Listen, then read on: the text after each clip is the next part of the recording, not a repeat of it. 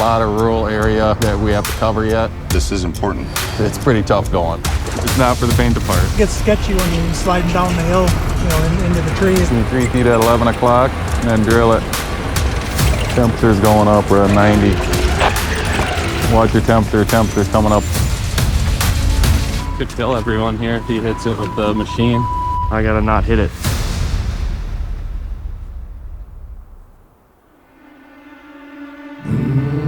During the COVID pandemic, we learned how critical reliable internet service is to work, school, and life in general, and that communities without access to this important technology could permanently fall behind. Since then, unprecedented efforts are being dedicated to close the digital divide, including reaching the over 10 million Americans who live in rural areas without access to robust broadband. But connecting our most remote communities is a massive challenge. America is made of 3.5 million square miles of landmass and all kinds of difficult terrains.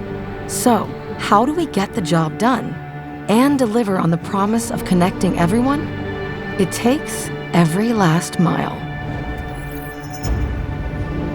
After months of planning, permitting, and waiting for Mother Nature to provide a window, workers are hard at it in 3 remote communities.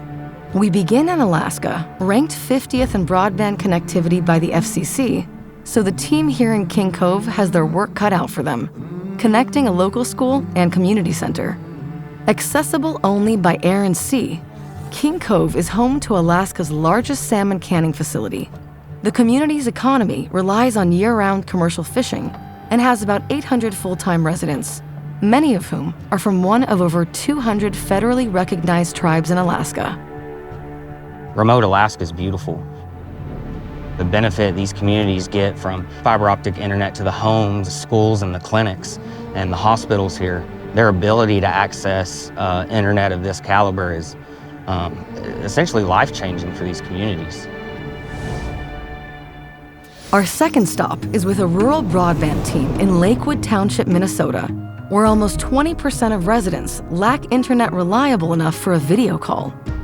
Nestled on the shores of Lake Superior, the largest freshwater lake in the world, Lakewood is home to just over 2,000 people, and harsh winter conditions often halt work for weeks at a time.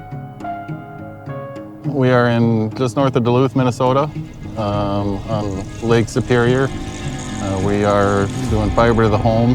We have 60, 70 miles of product that we'll be putting in the ground out here. It's quite a vast project.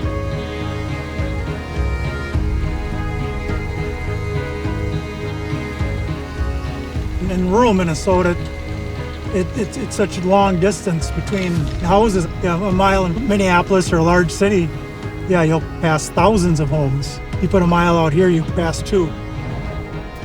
Our third team is hard at work in the searing heat of Congress, Arizona, where more than 207,000 households in the state's largest county do not have home internet. This former gold rush town was once home to the Congress mine, considered one of Arizona's most productive gold mines at the turn of the 20th century. Sometimes we're out here 115, 118 degree weather. It takes a toll on you, it's not for the average guy, I've had guys that in the middle of the summer just want to quit and give up because it's a lot of work. There's obstacles we got to overcome as we're going, Nothing ever goes pretty as planned, like in a perfect world. The team's first hurdle isn't the oppressive heat or rock-hard desert floor, but permitting. From the railroad tracks south, 6,000 feet.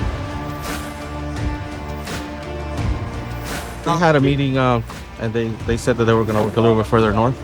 So we're just trying to see if we can extend it south.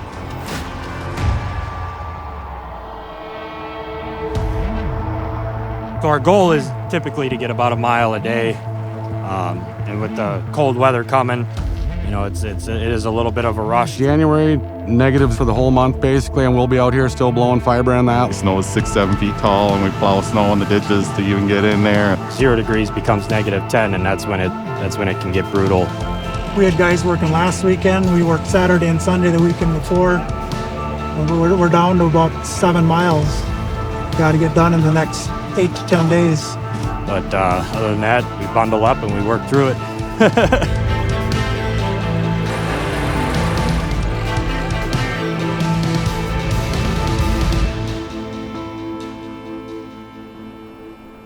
Good morning, everybody. Wednesday morning, I believe we're gonna be trenching over there by the processing plant, connecting our 2 trench lines that we've been working on the last couple of days. Again, big emphasis on unknown utilities there. We know there's some in there. No one seems to know where they're at and they're not locatable. So head on a swivel and extra precaution there. We just left the morning meeting. We're now headed out to the area where we're gonna begin trenching for the day. And like every day, we're concerned about the hazards of trenching in communities like this. They might not know exactly where their utilities run, like their power, their water, their sewer. They know it's there, they know it works. They don't know exactly where or how deep, and it makes it inherently more dangerous. There it is.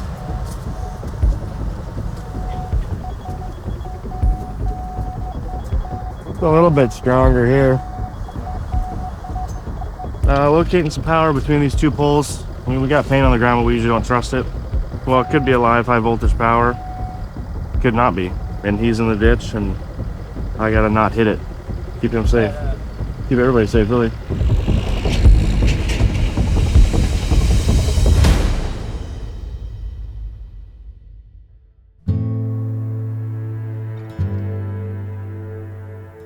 Hello. Yeah, I had to come outside so I could hear you a little bit better.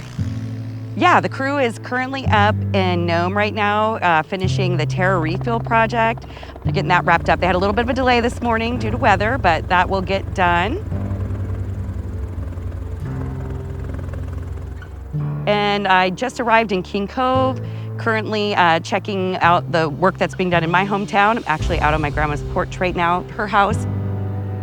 My ancestors have lived here, the Unangan people have lived on these lands for over 10,000 years. And it's also really important to our community and the people that GCI has an archaeologist on site to make sure they don't uncover anything. And in the event that they do, that it is handled in such a way that preserves that and protects that.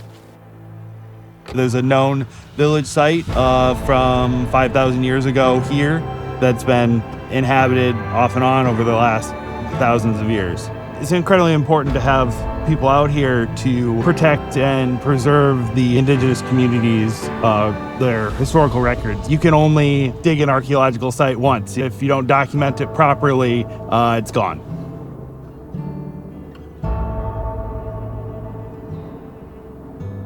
So we're now headed over here to install the actual fiber optic cables into the protective conduits that are in the ground.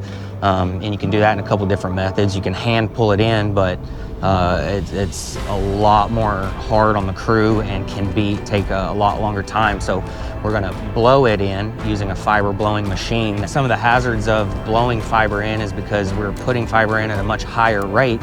There's less time to react if something goes wrong, but there's constant risk. So how much fiber are we blowing in distance-wise? Our end number here is 3382 is where we need to be with all the slack loops involved. Make sure everyone on a radio has clear communications at each point, and then the call for a jam or a foul up or a hang up in there, just be all stop, all stop. Hey Jake, we are ready to blow fiber. Air's on. Here we go.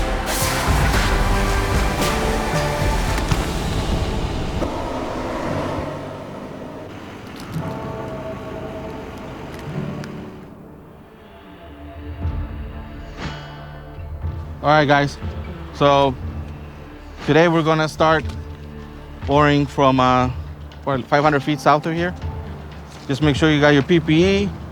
Be aware of your surroundings. There's a highway where they don't slow down, as you can see. So make sure you guys stay within the barricades, your traffic, overhead lines. Keep an eye for them. Do not use the mini near them. The poles. We don't want to hit any poles today.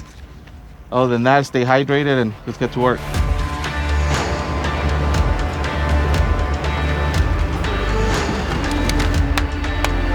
Seeing how full it is? We drill with water. We use this to suck up the water. It's real hard out here, it's hot. 115, 118 degree weather. Right here, I think traffic is gonna be the main concern. Maybe be aware for some critters around here. We find rattlesnakes while we're out here as well. Plenty of scorpions out here we find. Spiders, There's a lot of stuff out here. This is their land, you know?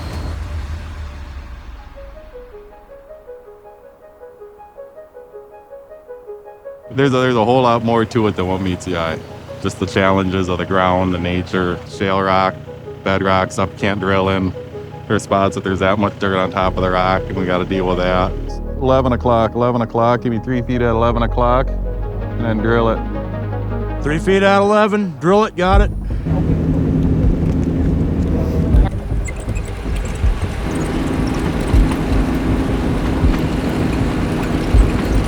Going? Yeah, there's a rock, big one. Just pushed me back about a foot. All right, we'll work your way through it. Temperature's going up, we're at 90. Watch your temperature's coming up.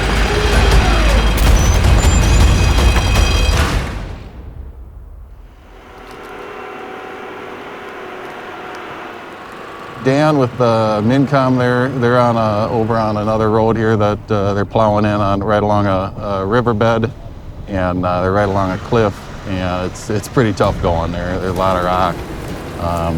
They're on a pretty steep side hill. It's pretty dicey. We'll see how they shake out here in the next few days.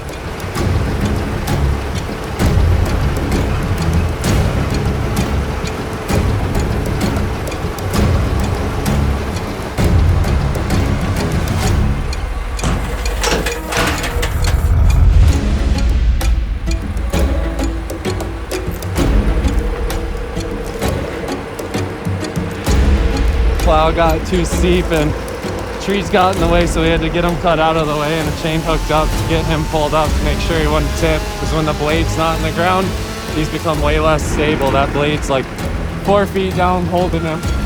It only gets sketchy when you're sliding down the hill, into the trees.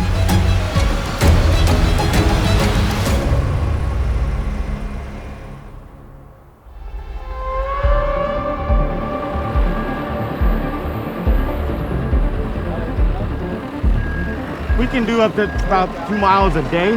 Big state, a lot of area to cover, and like I said, sometimes Mother Nature will shut us down. Like yesterday, as we were trucking, we accumulated a lot of debris and stuff, and so it was overheating our machine. And the terrain is really unpredictable. Sometimes we just can't get equipment through here. Sometimes I can't even walk through it myself. So the ground is pretty hard because we're out here in the desert. There's not much water, not much of everything. It's always dry. And the first layer is the hardest.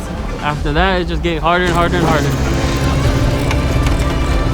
We tried a backhoe and it just wasn't probably going this much. It was horrible ground, so It looks like the further you go down, the harder it gets. See that white stuff right there? they call it caliche, and that's really, really hard stuff.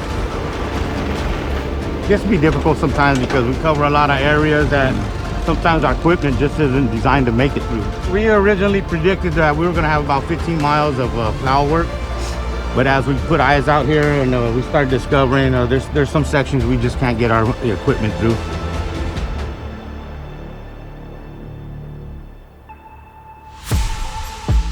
Yeah, them guys over on Lismore. Yeah, that PED, they don't have waders, do they?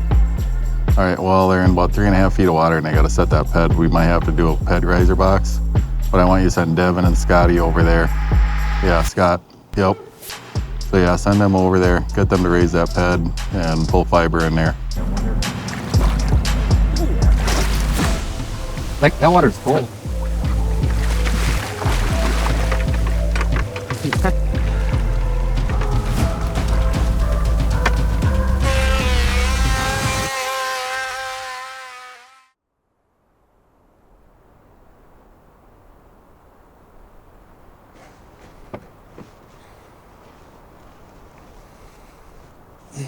So today we have all the concerns of yesterday plus the additional concern of weather.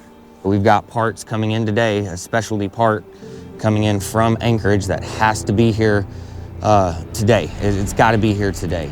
The deadlines to get this service to the school and the clinic, that deadline doesn't care about the weather. Hey, are they getting ready to blow that fiber? Yeah, got it figure eighted on the ground, 3,650 feet. I want to make myself extremely clear. It's got to be done today. Okay. No ifs, ands, or buts. It's got to happen today. Okay. I know we've got that part supposed to come in, that preterm, for the drop to the clinic. I don't know if it's going to get in, but it's got to happen today.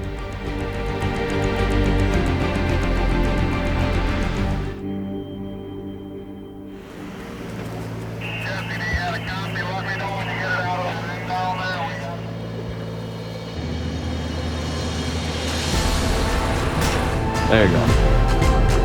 The terrain we're in right now, there's a lot of rock in the ground, so I'm assuming that's what it was when they installed the duct. They just hit a rock and it stopped it, so we pulled it back, and then we got to the cabinet here, and now we just made it work the way we had to, and took some manpower to get it done.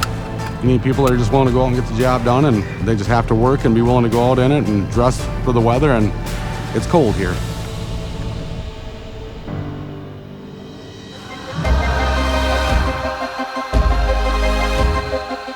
The splicer will be here between 7 and 8 o'clock tonight.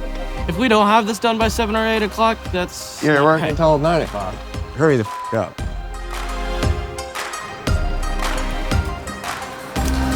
Our blow machine is broken, so we're gonna have to hand feed this all. So it takes a little bit longer, but at the same time, gotta make sure nothing kinks up and breaks the cables. How much is left footage, do you know? 300-400 feet. Pulling easy or no? It's pretty difficult. You want to get our slack in each spot once we're done.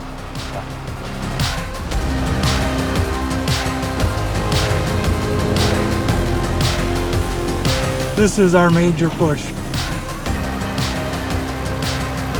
Let's get to work. Past the point of no return now.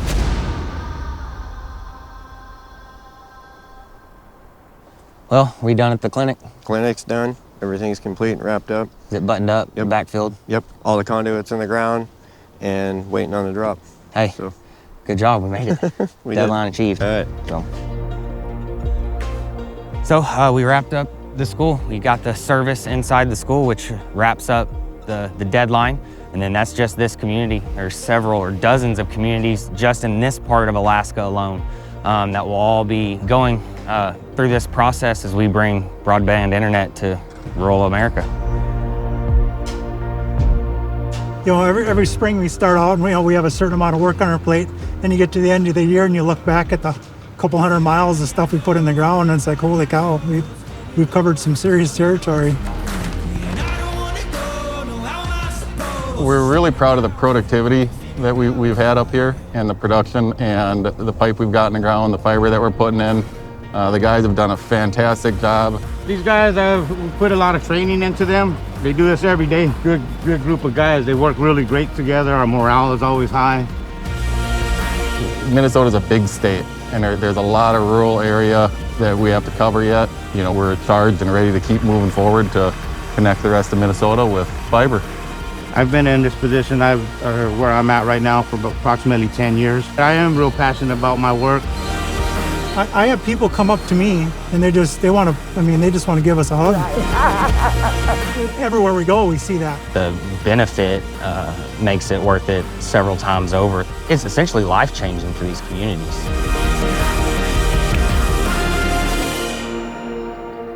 Three states, 3 projects, 3 stories. In Alaska, Arizona, and Minnesota, we've seen the success of connecting rural communities. But throughout America, there are many more communities to go and many more stories to tell. The goal is nothing short of reaching every last mile.